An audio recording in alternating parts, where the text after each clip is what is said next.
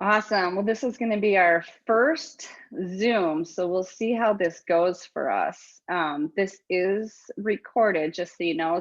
There are many people who are on different time zones who want to view this later, but they are in Korea and Saudi Arabia, in Egypt, and let's see, I got messages from Mongolia, South Africa. So this is very exciting. All right, so I think, what time is it? I think we'll just get started here. All right, so let's see here. My name is Tiffany, and I am Dr. Lewin's Microtia patient liaison. And I also have a son with, oh, hold on. Okay, I'm just gonna leave it like that. Bilateral Microtia Atresia that has had the ear reconstruction process and it has gone through it. And so I'm going to be speaking today on behalf of suggestions by the office, suggestions by our families, and also my experiences. We've had, because he's bilateral, we've had a few different surgeries and some Atresia repair and a Baha revision. So learn from my successes, learn from my mistakes, you know, we'll just roll with it. So where is Dr. Lewin's office? It is in Torrance, near Los Angeles. It's in the South Bay, is what they consider. It's kind of like Manhattan Beach, Redondo Beach, Hermosa Beach, and then Torrance. And it's a very easygoing area. When you think of Los Angeles, you think of crazy, crazy busy. I live in Wisconsin, and you know, going to LA for surgery can be a little bit overwhelming, but it's totally manageable. And it's a really nice area. Her office has lush greens and waterfalls and free parking, and you know, it's a pretty area of Los Angeles. Next is time frame. How long do you have to be in Los Angeles? Well, typically you have to arrive about 1 to 3 days before surgery to go to your pre-op. And typically pre-op appointments are on a Wednesday, but that's not always the case. So you need to plan on that. And then after surgery, you need to be there, US patients about 2 weeks and international patients about 3 weeks. It all depends. Again, usually these appointments are on a Wednesday, so it just all depends. It might be a little bit more, a little bit less, and that's just all assuming that the healing process is going well.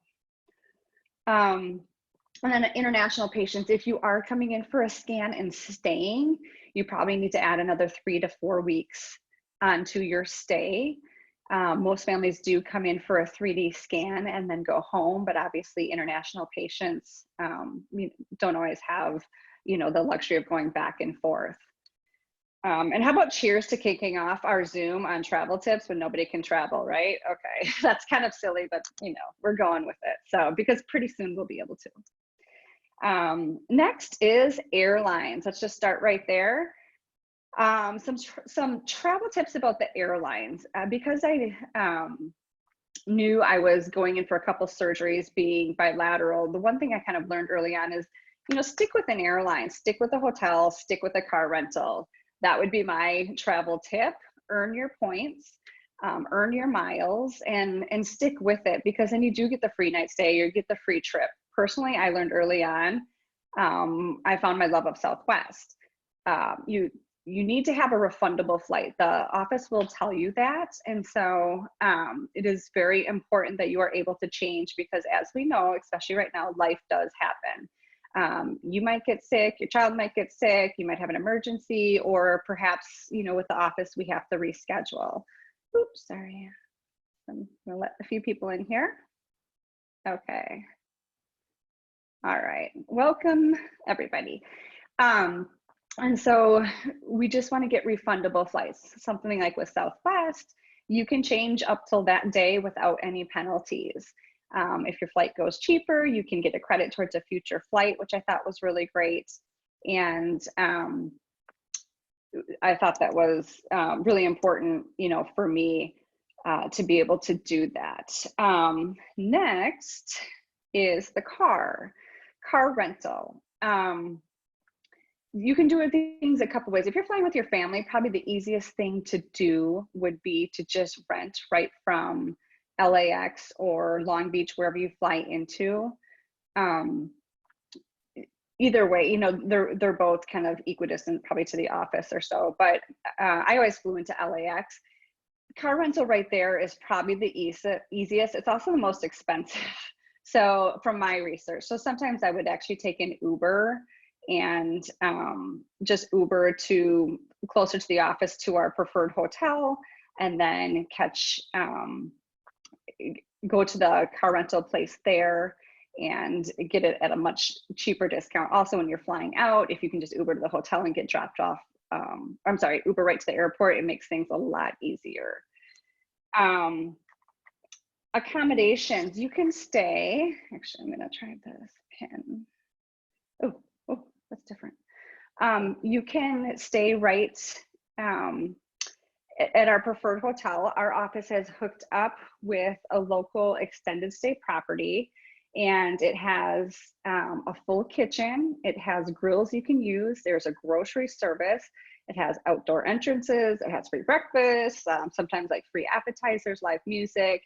It makes it very easy for families to go through this process. And a lot of people used to ask us, like, where should we stay? What should we do? So we did go and research some of the hotels and figure out what might be best for our families, given, you know, they're staying there 2 or 3 weeks. And we did set up these negotiated rates. We don't get any type of kickback or anything.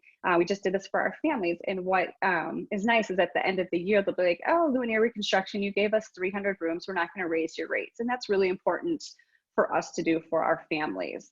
So just unpin this again. Sorry, I'm like looking at all these different views. No,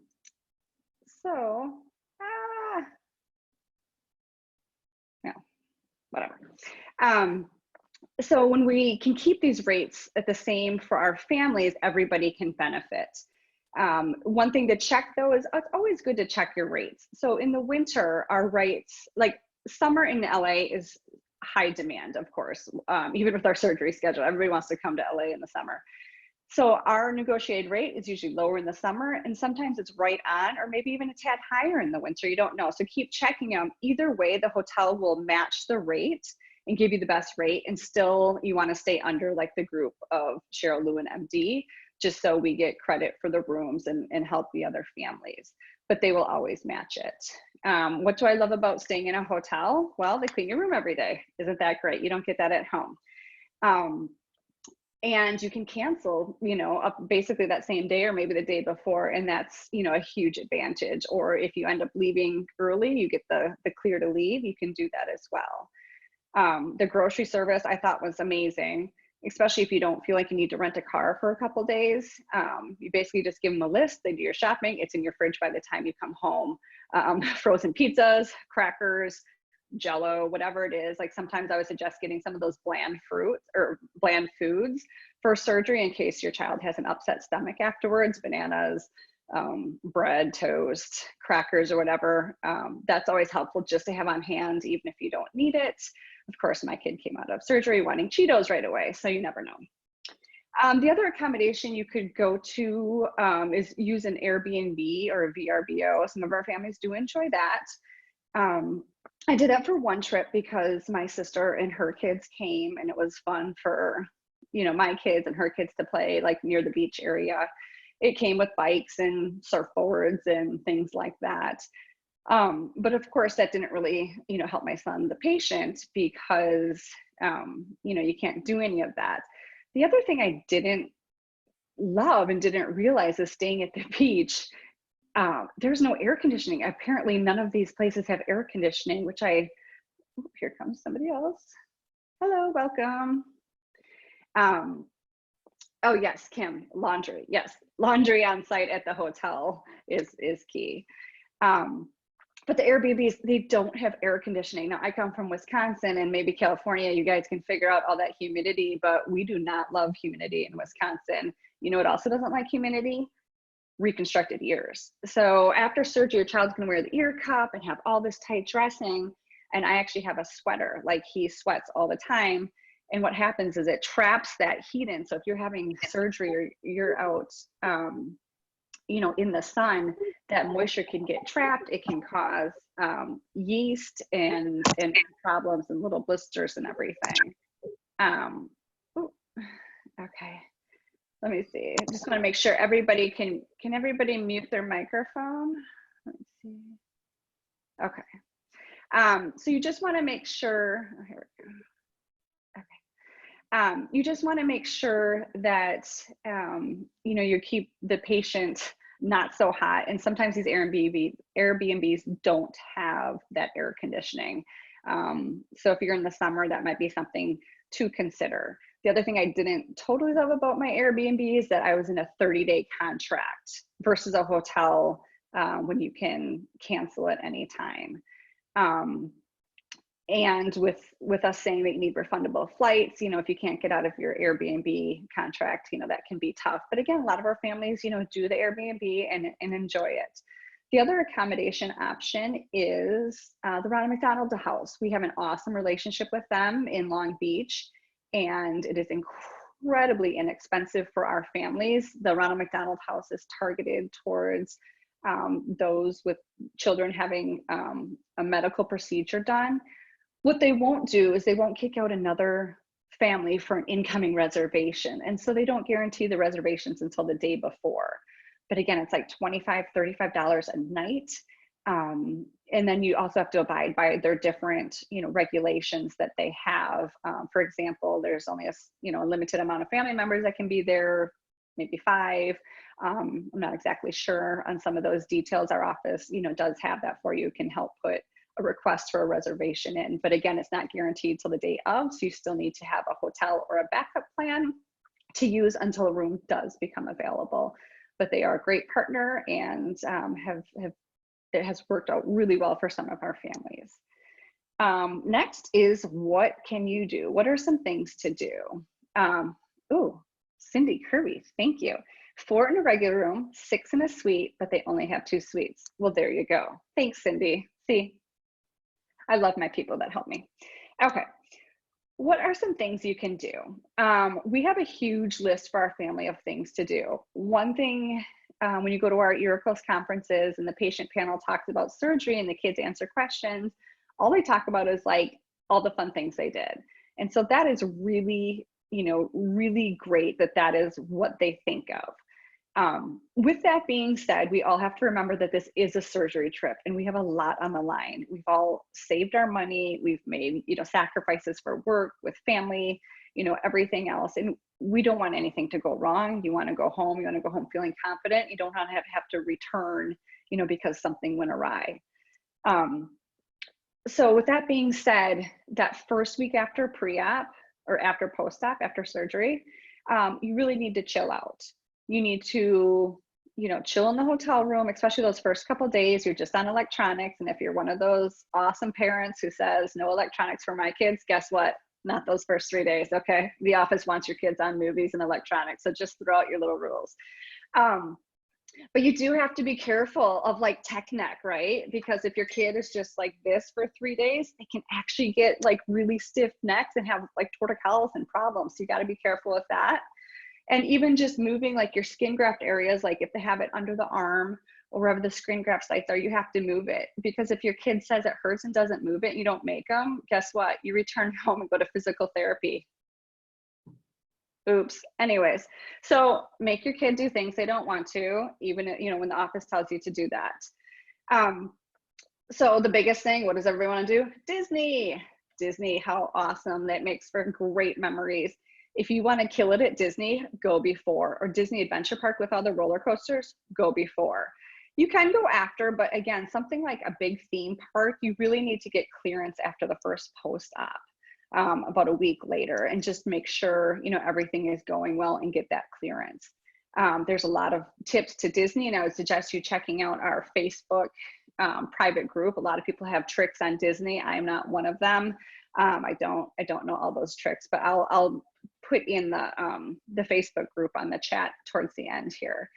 The other thing is with Disney, they have these misters all over the place. Remember, the ear can't get wet. So if you're going in the summer and they have all these misters to keep you cool, you have to avoid those. And they're like in every long line. The other thing is your child is tired. So although they might have energy day 3, day 4, you know, can they pull out a 12-hour day at Disney? You know, probably not. And especially right away, things can happen when your kid is too busy or has long days. They can like collect fluid that needs to be drained, and you just don't want any of those problems. So chill out the first week.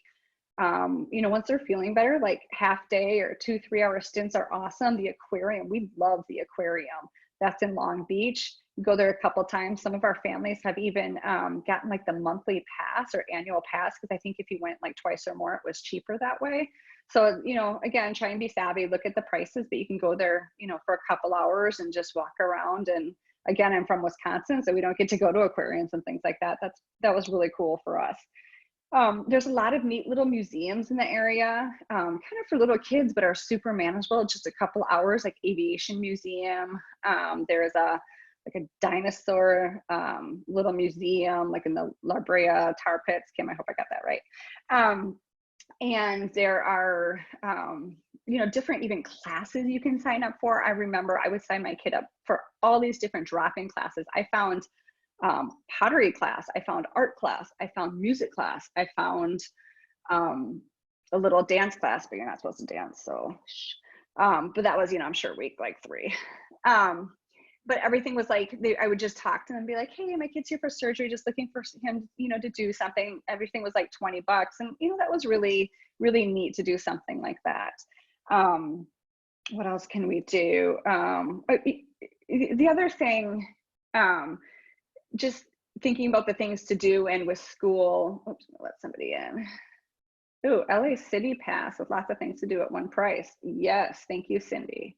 And check out memberships at your local museum. Ours is part of a national group, and you can get into some museums for free. That is awesome, great advice, I appreciate that. I just have to allow people in. Okay. Maybe the ding is that they dropped off. Maybe I got super boring. Maybe, sorry. Going back to like the schedule and things to do and everything, all, you know, going to aquariums, even doing Disney, even the surgery trips and everything. Don't be afraid. This is my mom advice, not anything else, to take your kid out of school. You know, so many people like, I have to have a summer surgery. I have to have a summer surgery. Maybe if your kid's in high school, you know what they're learning? Traveling on an airplane, going to Los Angeles, seeing the traffic, going to an aquarium, you know, even going to like a Disney, but going to the, you know, Air and Space Museum, seeing the Challenger, whatever else. They're learning all these awesome things. And let me tell you, like LA in October, awesome. Disney, you know, around that time, amazing. So there's a lot of different things. One real quick story. It was a January and we had like 10 inches of snow on the ground, and my son opens the window, you know, opens the window and goes, hey mom, I think it's about time we head back for surgery. You know, so some of these are the positive things, because he loves going to LA, you know, in the beautiful weather. All right, another item, exercise. You're not allowed to do any activity for 6 weeks. With that being said, we all have little kids, and if they don't get their exercise, they're nuts. If we don't get our exercise, we're also nuts. So, you know, even walking around Target is a good activity. In the South Bay, from pier to pier, they have this thing called the Strand, and it's this awesome walking path that everybody walks, rides their bikes, everything. You just have to be careful of the bodies coming and going. But, you know, a lot of neat places to walk. And again, all these museums. I do see online, like people go to the parks. The parks are tricky. You know, what do kids want to do at a park? They want to run. And that's not a good idea. What do other kids do at a park? They run and then they collide. You know, you're gonna swing and your kid flips off the back, go down a slide, and I don't know. It's just a little tricky. I never really did the park. I know it's so tempting, but you just have to be careful, because as you know, Dr. Lewin's in surgery most days of the week. They're 10, 12, 14-hour days for her. And you probably don't want to be that parent at 2 a.m. while she's heading into another surgery saying like, ooh, we have a problem. Well, what'd you do? Oh, we flipped off the swing backwards. Like, you know, I mean, things happen, but let's try to avoid them if at all possible. One thing I did is I was walking by a resale shop, like a Goodwill. So I saw a big wheel in the window, found it for $10. That was awesome.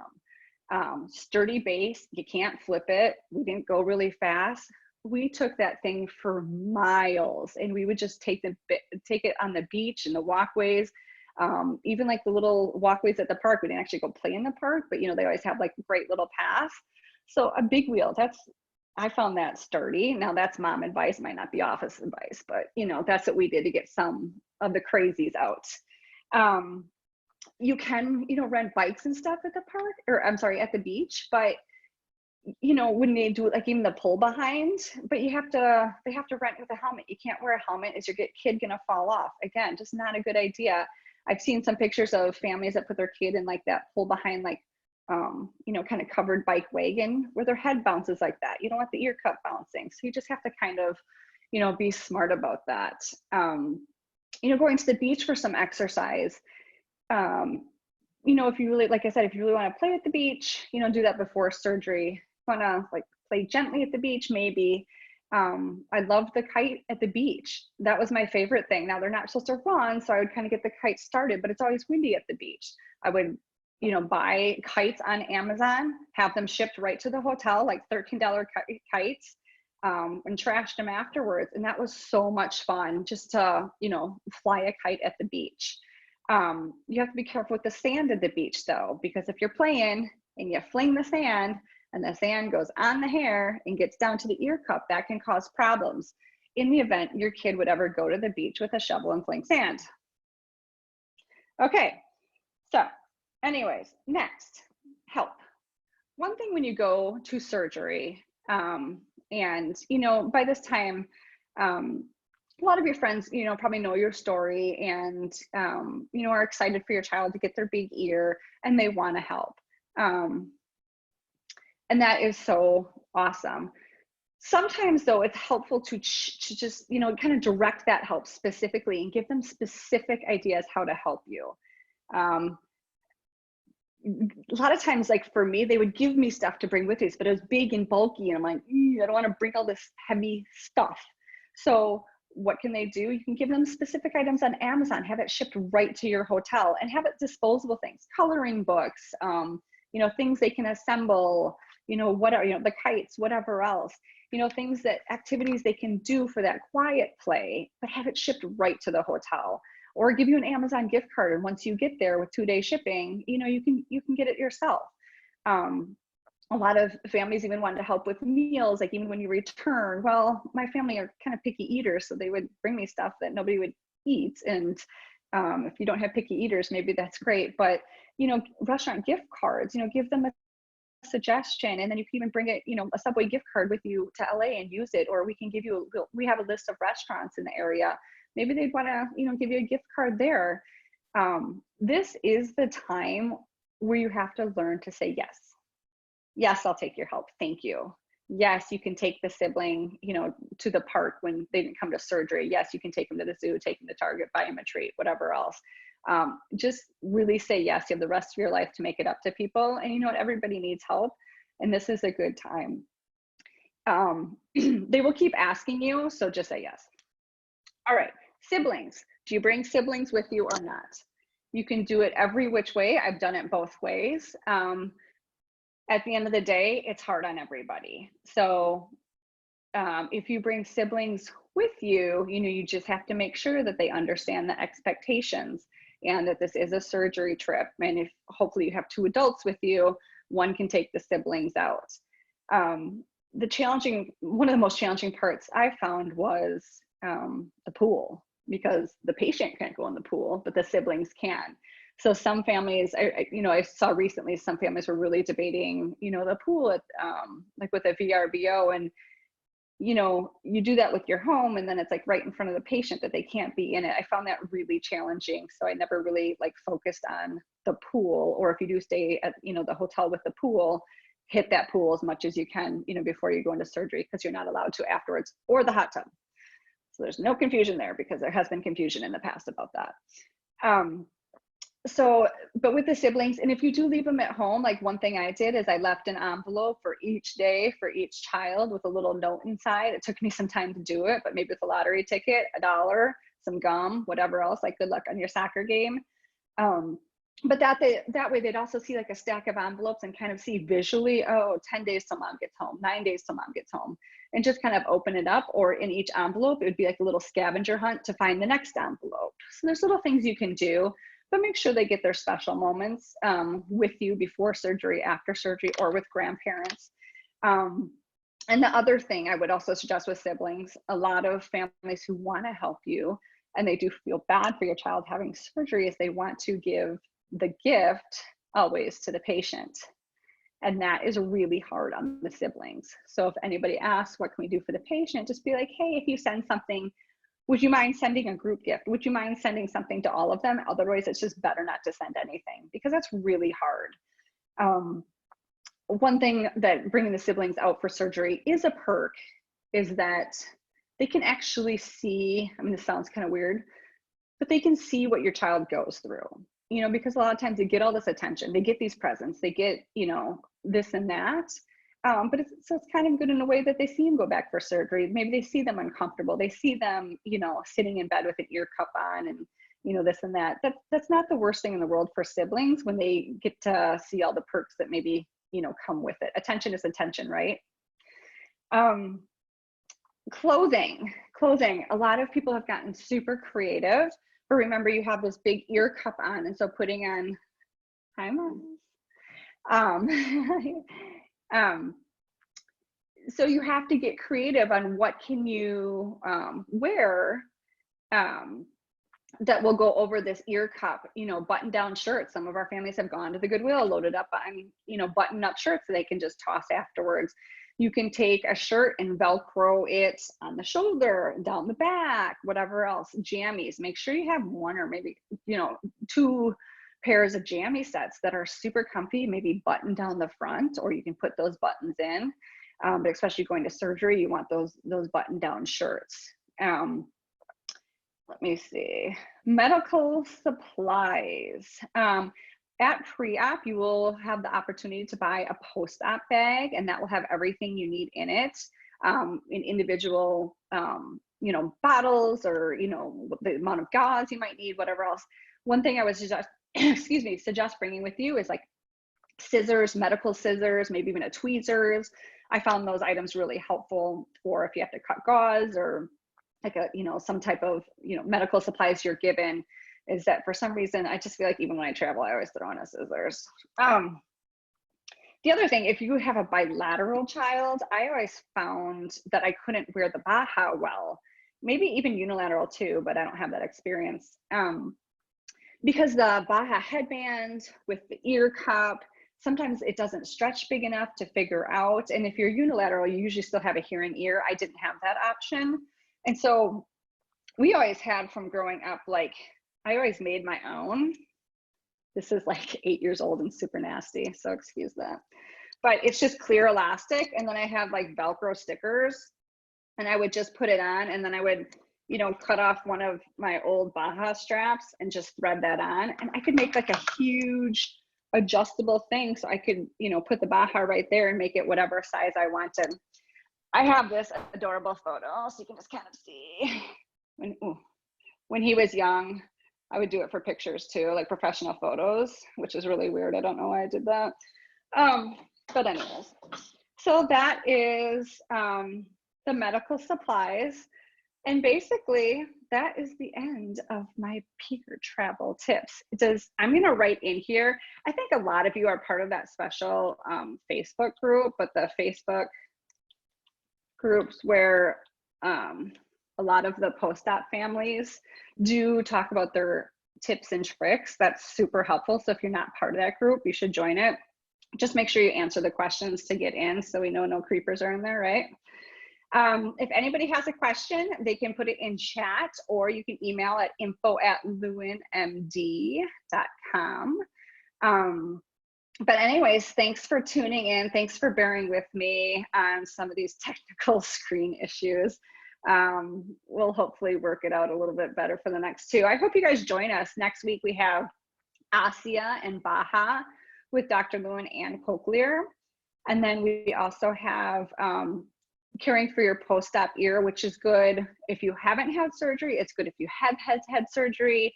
you know, some of those rules that we all kind of forget. I mean, I kind of forget that we're supposed to always putting moisturizer and lotion on our kids' ear in the winter. I mean, his ears are 8 years old. Why wouldn't I know that? Oops, my bad. So it's good for everybody to tune in. So anyways, I hope that you enjoyed today. I talked too fast, but I did want to get through this, and I hope you guys all, oh wait, let's see. Did your kiddo have a hard time getting used to or willing to wear the Baja after the ear is healed? I didn't have a problem with it. Again, we're bilateral, and if you do it on the reconstructed ears, like that flap area I thought was really soft, and so I felt like we would get indentations on that soft band more. And so I did notice that I would move it around more and like put it, you know, more like on the hard skull for a little bit, you know, just always trying to move it around. Otherwise I found that it could kind of indent. And then with the Baja abutment, no, he really did love that right away. I mean, that, you know, as a boy too, that headband always slipping down, you put your head back, it falls down. Like he wasn't a fan of the soft band. But you don't know that you're not a fan until you don't have it. So it worked, you know, for a long time, but we did figure it out. How long do you have to have in button up clothes? Well, that's a great question. And, you know, a lot of families don't even do that. They just like stretch out the neck and, you know, do all that. But, you know, you do wear that ear cup for a couple weeks. So, you know, a few weeks of clothes, but you can just, you know, all these places have laundry. You just wash the clothes if you want. I always had my kids in like, you know, t-shirts. I could even just, or my child, you know, stretch out the neck and everything. But we always came in comfy clothes. When I go to the office, some of these families are like dressed to the nines, like they came off a rodeo drive. And I'm like, dang, here I am with my Target clothes. Like, yeah, you know, we're doing this. So I don't know, to each their own. But, you know, again, some of the, you know, like the Velcro options, like really though, these little Velcro sticky things, you don't have to sew them on or anything. I thought they were pretty handy. But you know, you could even just buy a pack of those and throw them in with your scissors I told you to bring, and you know, you might be able to work something out. How long will it be until you can wear it after surgery? Oh, the Baja. That is a good question for the nurse, because my own experience, in the event one brother kicked out the other brother's Baja, we needed to make sure it osteo integrated extra long. So I feel like it's 3 months, but mine was 6. So I'm not sure. That's a great question for the Baja Ossia little webinar next week. Thank you. Ooh, a friend is going to make us some t-shirts with Snap like Mondays. That's awesome. What a great idea. Really invaluable information. Thank you. Awesome. Well, good. Well, ooh, an estimate on the per night cost with the extended stay. You know what? I meant to look that up beforehand. I failed. I do have a flyer. Our office has a flyer on that, and I can get that out to you. I feel like it's high ones, mid to high ones. Does anybody stay there? Yep, 189. Cindy Kirby. Dang, girl. Thanks. Yeah, high ones, Cindy Kirby, 189. I feel like sometimes in the winter though, it can go down to like 149. So eat your breakfast, eat your dinner there, get all your bang for the buck there. That's what I would say. And get your points, and then you get like a free night stay. Awesome. Any more questions? Elise, where's Dexter? Oh, wait. Oh, I muted you guys all. Sorry. This is a really fun conversation. How's it going? I can do it. Oh, there you go. He's in the other room. I can. Should wave to him. I know he was supposed to be post-op right now. Oh, yeah, I know. And now we're October, so. I know. Such a bummer. I know. I'm sorry. We're like, you know, our staff is like crazy busy trying to reschedule people, and you know, hopefully this will all kind of go away. Yeah. Rather be safe. I do have one question. How long do they wear the ear cup for? That is a great question. One I should know. And I don't. I keep forgetting if it's 3 weeks or 6 weeks. No, I feel like it's like 3 weeks and then like at night for another 3 weeks or whatever it is. Don't quote me on that. Oh, Hyatt House, 169, 199 for 2-bedroom. Thanks, Kim, our practice manager. That a girl. But and she says it depends on the healing. So yes, you wear it at night for a longer time frame, like after you go back home. And some people really keep it on because they're super nervous. But again, you know, you got to remember that it can cause like indentations. When Dr. Lewin tells you like not to wear it, don't wear it. She tells you to wear it. You know, just follow those instructions. But again, all of that type of stuff should be covered in our post-op care webinar. And then drill Maribel with questions. I'll go back on mute. Okay. Any other questions? Awesome.